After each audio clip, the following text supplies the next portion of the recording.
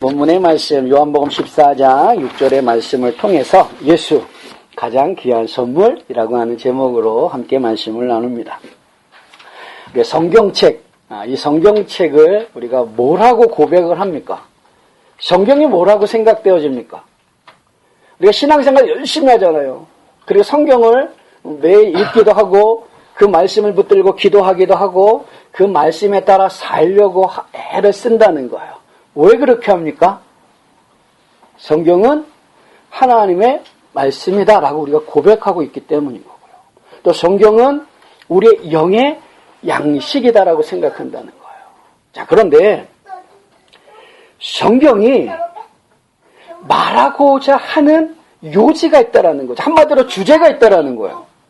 창세기서부터 요한계시록까지 끊임없이 우리에게 말하고 싶은 부분이 있다라는 거죠. 그게 뭘까요? 창세기에서 말하고 싶은 것뿐만 아니라 요한계시록에서 말하고 싶은 부분들이 다 있다는 거예요. 그걸 신학자들은 뭐라고 얘기하느냐? 성경에는 보이지 않는 빨간 줄이 이렇게 쫙 쳐져 있다라고 얘기해요. 근데 그 빨간 줄을 우리가 뭐라고 얘기하냐면 예수라고 얘기한다는 거죠. 그런데 예수가 성경의 주제인데 그 예수가 우리에게 말하는 게 뭐냐라는 거예요.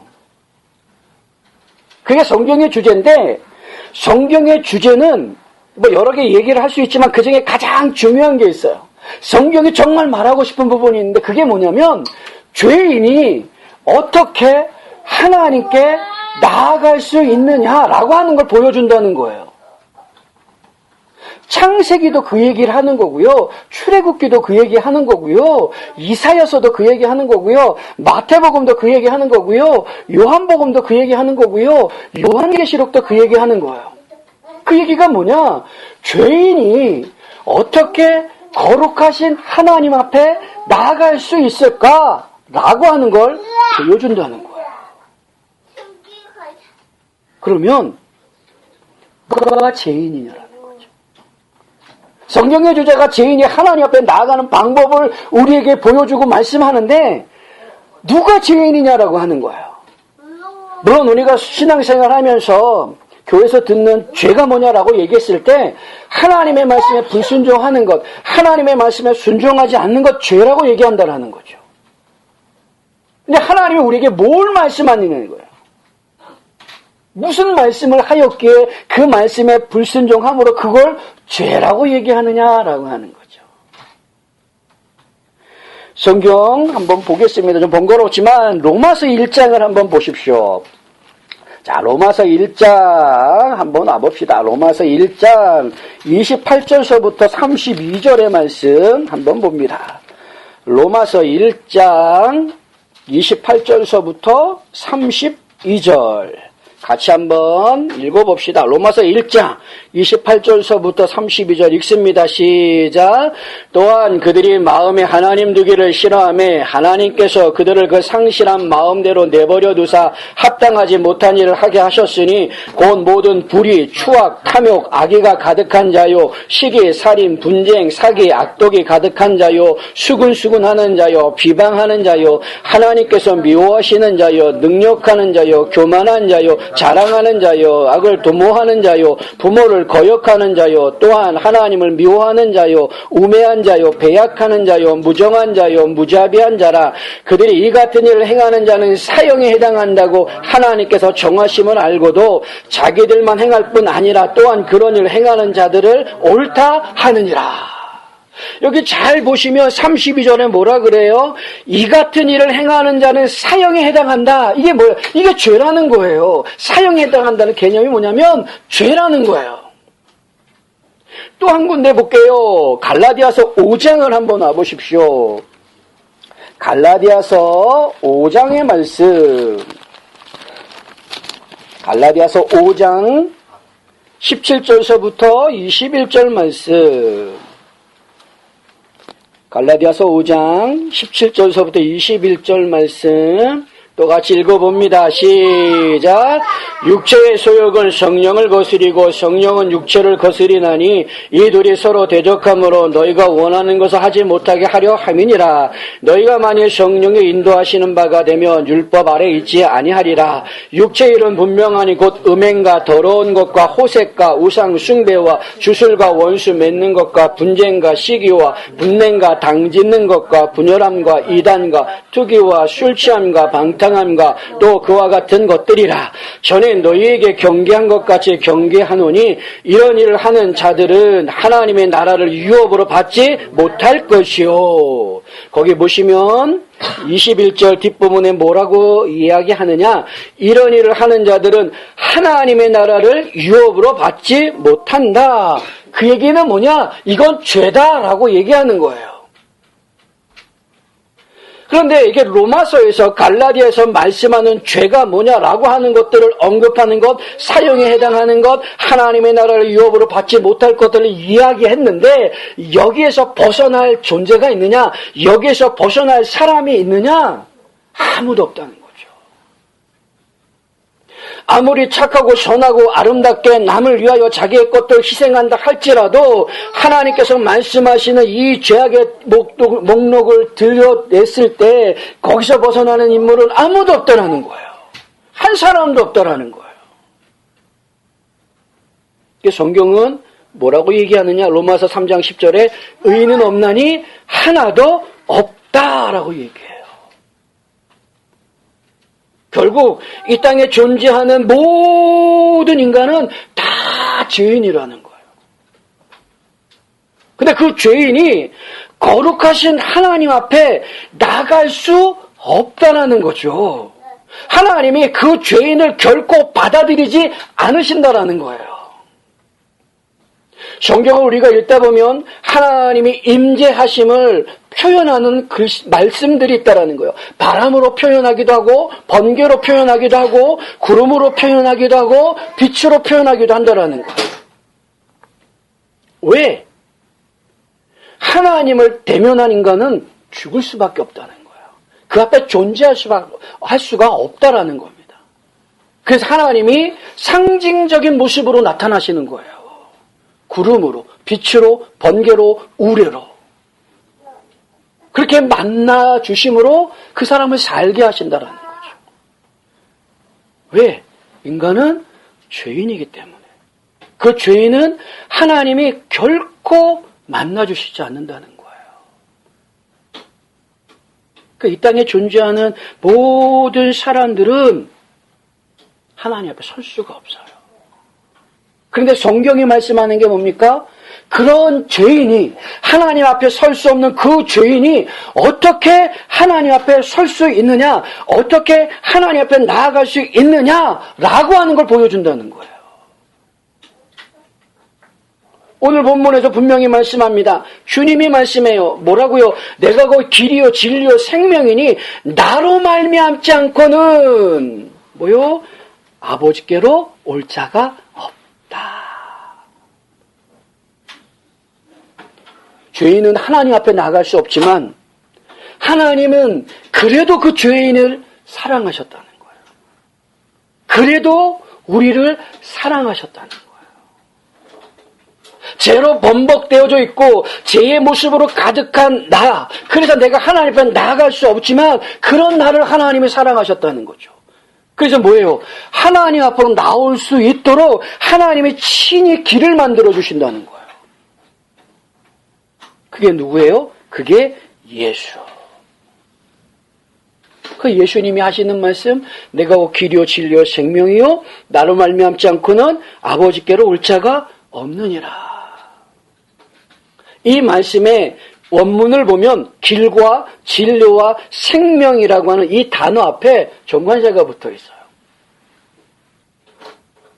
그래서 본래 이 말씀을 원문대로 읽으면 이래요. 내가 곧 그 길이요, 그 진리요, 그 생명이니 이거예요. 영어 성경도 그렇게 번역하고 있어요. 그 얘기는 뭡니까? 유일하다라는 겁니다. 하나님께 나아갈 수 있는 유일한 길, 하나님께 나아갈 수 있는 유일한 진리, 하나님께 나아갈 수 있는 유일한 생명이라고 하는 거예요. 누가요? 예수님이. 왜요? 하나님이 예수님만 그 길과 그 진리와 그 생명으로 우리에게 주셨기 때문이라는 거죠.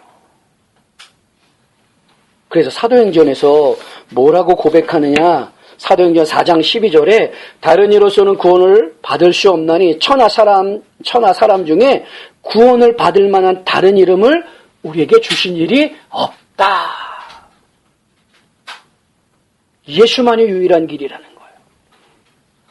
사도행전 2장 21절은 그래서 누구든지 주의 이름을 부르는 자는 구원을 얻는다. 성경은 처음부터 끝까지 누구 얘기예요? 예수 얘기예요. 예수님. 그래서 어두에 얘기했죠. 성경은 빨간 줄이 쳐져 있다. 이 빨간 줄이 뭐냐? 예수님이에요. 그 예수님으로 말미암아 하나님 앞에 나아갈 수 있다는 거예요.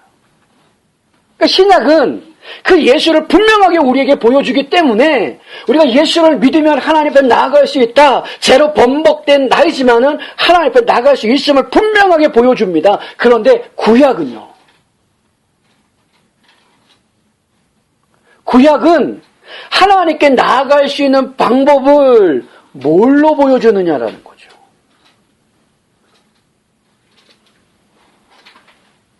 그건 뭐냐면 제사라는 거예요. 제사.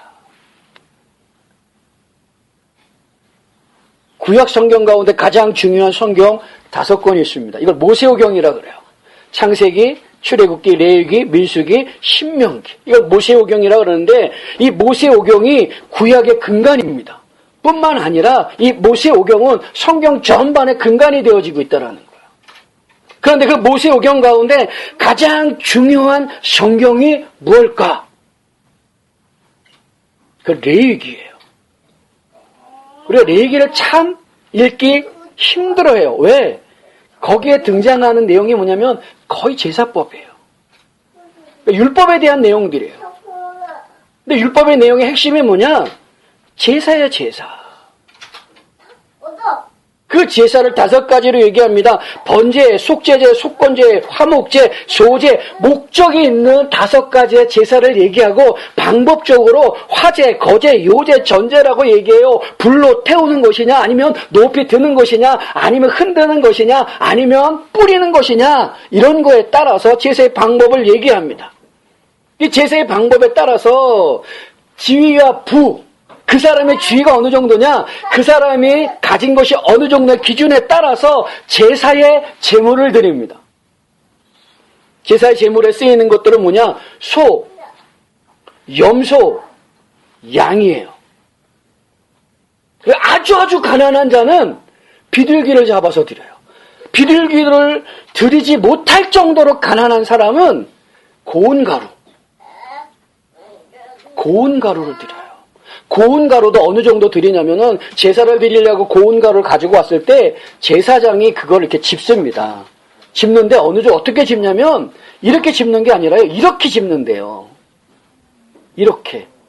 그러니까 이렇게 짚으면 많이 짚을 수 있잖아요. 근데 이렇게 짚는데요. 3손가락으로. 그러니까 얼마 못 잡아요. 그렇게 해서라도 뭐예요? 하나님 앞에 나가는 방법을 보여준대요. 근데 자, 여기서 한 가지 생각해 볼 문제가 있어요. 왜 이 얘기를 제가 꺼냈는가? 이스라엘 백성들이 이 레위기 말씀을 받을 때의 상황이 언제냐면 출애굽을 하고 한 50일이 지나서 시내산에 도착했을 때예요. 그래서 하나님은 모세를 통하여서 율법을 주시면서 율법의 가장 중요한 레위기의 말씀을 통하여 제사법을 얘기한다는 거죠. 그런데 출애굽했을 때의 연대기가 어느 정도냐? BC 1440년대예요. 자, 빨리 머리를 굴려야 돼요. 우리나라 이 1440년대, BC 1440년대 때에 우리나라는 과연 어느 상태였을까? 이 한반도에 어느 나라가 1440년대에 존재했을까요? 어느 나라일 것 같아요? 고조선 때, 맞아요. 고조선 때예요. 그럼 고조선은 우리가 구석기, 신석기, 청동기, 철기 막 이렇게 얘기하잖아요. 그거의 어느 시기일까요? 오, 맞아요. 청동기에서 철기로 넘어갈 때예요. 전에 한번 주몽이라고 하는 드라마 보셨을 거예요. 거기에 보면, 거기에 이상한 목소리 내시는 그분이 하셨던 연기 중에 하나가 뭐냐면, 철기 칼을 만들었다라고 얘기해요. 그러니까 일반적인 싸움에서 청동기 칼을 들고 싸웠었는데, 이제 그 철을 찾아내고, 철을 가지고 무기를 만들었으니까, 청동기에서 철기를 바뀌는 그 상태 때는 거예요. 그 상태 때가 1440년경 이스라엘은 시내산에 있을 때라는 거예요. 근데 하나님께서 제사를 할 때에 일반적으로 제사의 제물은 뭐냐면은 소를 드리게 돼 있어요. 그런데 조선시대 때, 고조선시대 때에 소가 얼마나 될까요? 소의 가치가. 지금 송아지 한 마리 가격이 230만 원이랍니다. 인터넷 뒤져봐도 230만 원이래요. 큰 소 한 마리는요, 400에서 500만 원 가는 거예요. 지금 시세가. 그럼 고조선 시대 때에 소 한 마리가 얼마 정도의 가치가 있을까요? 그걸 그대로 옮겨서 시내산에서 있을 때에 이스라엘 백성들에게 있어서 소 한 마리 가치는 어느 정도의 가치일까요?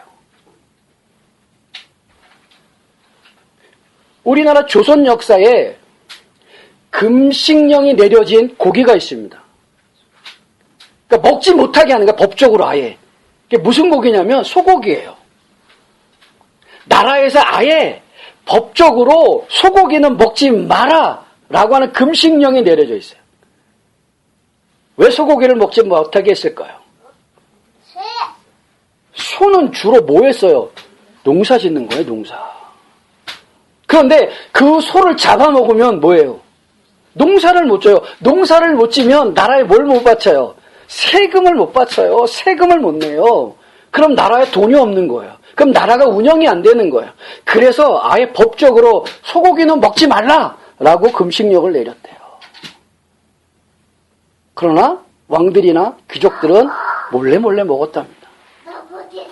고기 먹을 건수를 막 만들었대요. 소고기 먹을 건수를.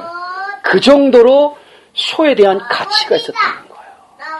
조선시대에도 그랬는데 고조선 시대는 또 어떻겠습니까? 그 시대와 거의 동일한 시대인 출애굽한 그 이스라엘 백성들에게 소 한 마리의 가치는 대단한 거예요. 그런데 내가 범죄를 하면, 하나님 앞에 죄를 지으면 하나님께서 요구하시는 것이 무엇이냐면, 그 죄인은 하나님 앞에 나갈 수 없는데, 그 죄인이 하나님 앞에 나갈 수 있는 방법은 나 대신 그 죄로 인하여 죽어야 할 재물을 가지고 나가야 한다는 거예요. 근데 그 재물이 보편적으로 뭐냐면 소예요. 그 생각을 해보세요. 한 집에 소가 몇 마리나 있었겠어요? 양이 있으면 몇 마리가 있었고 염소가 있으면 몇 마리가 있었겠어요? 그런데 그렇게 소로 제사를 한번 드리면 내 죄가 다 깨끗하게 사해지느냐? 아니잖아요. 그 다음날 또 죄를 지면 어떻게 해요? 소를 또 끌고 나가야 돼요. 그러니까 몇 번 죄를 짓고 나면 그 집은 완전 거덜나는 거예요.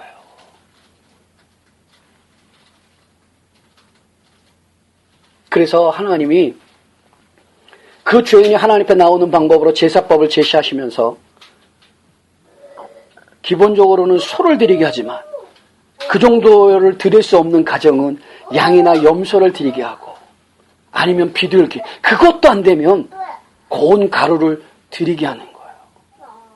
거기서 보여주는 게 뭐냐? 하나님 앞에 나아가는 죄인은 반드시 가장 좋은 거, 가장 귀한 것, 내 형편과 내 지위에 있어서 가장 귀한 것들을 하나님 앞에 내드리고 나간다는 거예요. 그런데 그냥 드리는 것으로 끝나는 게 아니에요. 재물을 가지고 오잖아요? 그러면 그 재물 머리 위에 죄 지은 내가 손을 얹고 안수를 해요. 내 죄를 얘한테 다 떠넘기는 거예요. 전가시키는 거예요. 그리고 나서 이 소를, 양을, 염소를 제사장에 그냥 주는 게 아니라 내가 지은 죄를 얘한테 다 전가시킨 얘를, 이 소를, 이 염소를, 이 양을 내가 죽이는 거예요. 죽일 뿐만 아니라 내장이고 뭐 더러운 거 다 빼내는 거. 그리고 거기서 피를 받아요.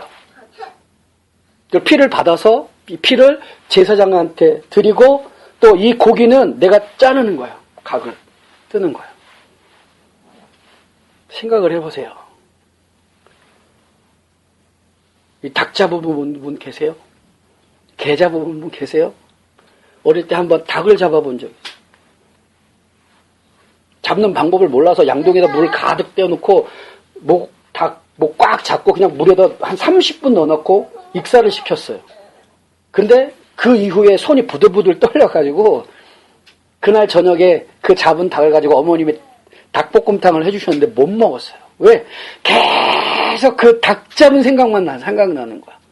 그래 한동안은 그 생각만 나서 닭을 보지도 못하고 닭고기를 먹지도 못했어요. 그런데 범죄한 사람이 소를 끌고 나오고 염소를 끌고 나오고 양을 끌고 나와서 거기다 안수하고 그걸 죽이는 거예요, 내가. 그 죽일 때 어떻게 하겠어요? 피 범벅이 되어지는 거죠. 그걸 자를 때 어떤 마음이 들겠어요? 그 피를 받아서 제사장에게 줘요.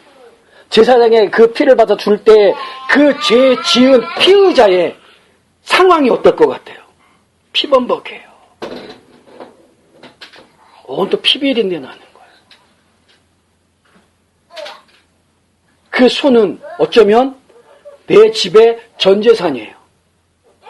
그 양은, 그 염소는 그 상황에 맞는 사람의 거의 전재산인 거예요. 근데 죄 지은 것 때문에 그걸 갖다 바치는 거예요. 바치는 거 끝나면 좋은데 이걸 내가 잡는 거예요. 두 가지 보여줘요. 하나님 앞에, 죄인이 하나님 앞에 나아갈 때 가장 귀한 것, 가장 소중한 것, 내게 있어서 가장 아끼는 것들을 드리게 되어져 있는 거예요. 그리고 또 하나 보여지는 게 뭐냐면, 이미지가 뭐냐면 죄가 얼마나 무섭냐라고 하는 걸 보여준다는 거예요. 그런데 그 다음날 또 죄를 지으면 어떡해요? 또 그렇게 할 수밖에 없는 거예요. 이게 반복적인 거예요. 근데 그래서 몇 번 죄를 지면 그 집은 거덜나게 되어 있어요. 그러니까 죄를 함부로 지을 수 있겠어요? 아니에요. 제 참혹함을 볼고 내 제 많은 재산을 갖다 바치는 거예요. 이런 상황이기 때문에 함부로 죄를 짓지 못한다는 거예요. 그런데 죄를 지면 그 죄인이 하나님 앞에 나가려면 어쩔 수 없이 이런 일들을 반복할 수밖에 없다라고 하는 거죠. 그게 구약에서 하나님 앞에 나아가는 방법이야, 죄인이. 근데 신약에 들어오면 이 상황이 어떻게 바뀌느냐? 하나님이 더 이상 제사를 요구하지 않는다는 거예요. 왜요? 예수님 때문에. 그 오늘 성탄절입니다. 그 예수님을 가만히 생각을 해보십시오. 구약의 죄인이 하나님 앞에 나아갈 때 그 방법 얼마나 끔찍합니까? 얼마나 많은 희생을 내가 치루어야 하느냐라는 거예요. 그것도 죄를 지을 때마다 반복적으로 그 일을 해야 되는데 하나님이 예수 그리스도를 이 땅 가운데 보내주시는 거예요. 그리고 그 예수가 나의 죄를 위해서 십자가에 단번에 죽이심을 당한다는 거예요. 그 단번에 죽이심이라고 하는 그것은 무엇이냐면 예수님이 그렇게 죽으심으로 우리의 모든 죄를 다 속죄했다는 거예요.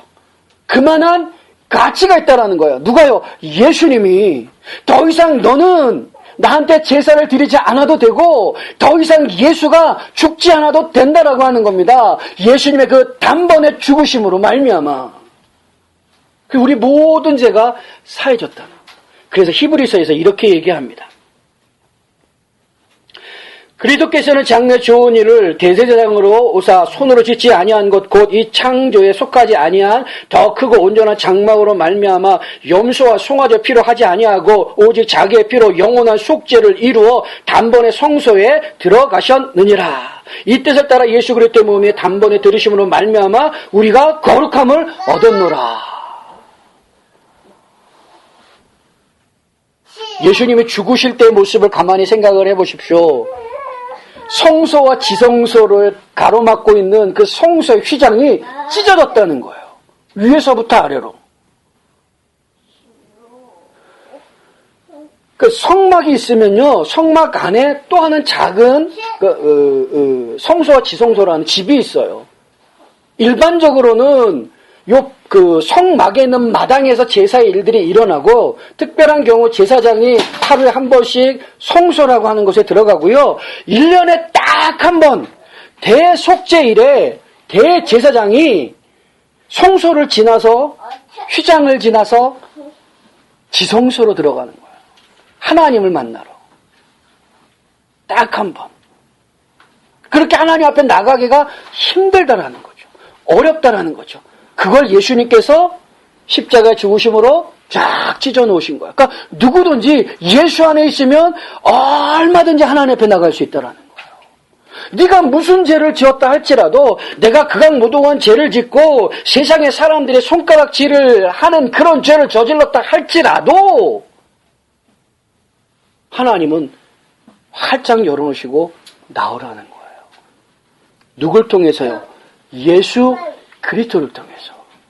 그 예수를 우리에게 주셨다는 거예요. 그런데 여러분들이 예수를 영접할 때, 예수를 믿을 때 무슨 대가를 치렀어요? 소 한 마리를 드렸어요? 염소 한 마리를 드렸어요? 양 한 마리를 드렸어요? 아니에요. 아무것도 대가 없어요. 그저 하나님께서 은혜로 내게 믿음을 주시고, 그 믿음으로 예수를 영접함으로 하나님께 나아가는 길을 내게 활짝 열어놓으셨다는 거예요. 그 선물의 주심의 날이 바로 오늘 성탄절인 거예요. 그러니까 그 예수는 이 세상의 그 어떤 것보다도 가장 가치 있고 힘 있고 능력 있는 선물이에요. 귀한 선물이라는 거예요. 그거에 대해서 나는 아무것도 한 게 없어요. 그냥 공짜로 받은 거예요. 그런데 하나님 측면에서는 가장 큰 대가를 치렀다라는 거죠. 나는 그저 받은 선물, 그저 받은 은혜, 그저 받은 구원이지만 하나님은 그 구원을 주시려고 예수 그리스도를 십자가에 죽게 하시고 이 땅 가운데 나와 같은 사람의 몸으로 오게 하시는 대가를 치르셨다는 거예요. 공짜는 아니에요. 그러니까 단지 내가 그에 대한 대가를 치르지 않았을 뿐이지 공짜는 아니라는 거예요. 그렇게 받은 믿음의 선물을 우리가 얼마나 소중하게 생각하느냐, 귀중하게 생각하느냐라는 거예요. 너무나 믿음을, 그 신앙을 가볍게 여긴다는 거예요. 세상의 문화에, 세상의 가치에, 세상의 돈에 그 믿음을 바꾸는 모습들이 우리에게 너무 많다라는 거예요. 그러나 성경은 분명하게 말씀하고 있다는 거예요. 그 선물을 주기 위하여 우리 주님이 얼마나, 우리 하나님이 얼마나 큰 희생을 했느냐라는 거예요. 말씀을 정리하고 마칩니다. 오늘 본문의 말씀은 요한복음 14장 6절에 뭐라고 얘기하느냐? 내가 곧 길이요 진리요 생명이요 나로 말미암아 듣고는 아버지께로 올 자가 없다. 유일한 길, 유일한 진리, 유일한 생명을 말씀합니다. 그 이전에는 제사예요. 많은 희생, 많은 대가를 치러야 된다. 근데 예수가 오심으로 그 모든 일들을 다 정리하시고 그 예수를 우리에게 선물로 주셨어요. 그러므로 우리가 이 땅을 살아가는 동안에 예수라고 하는 선물이 내게 얼마나 소중한 분인가, 얼마나 소중한 것인가 자각하며 살아가는 우리가 되었으면 좋겠고요. 그런 예수님을 우리에게 보내주신 하나님께 감사하며 살아갔으면 좋겠고요. 뿐만 아니라 나를 위해서 오신 그 예수님이 걸어가신 그 길이 뭐냐? 그 길을 바라보고 우리에게 주신 믿음의 길을 잘 걸어갈 수 있는 사랑하는 모든 성도님들이 다 되실 수 있기를 주님의 이름으로 축원합니다. 아멘. 기도하겠습니다.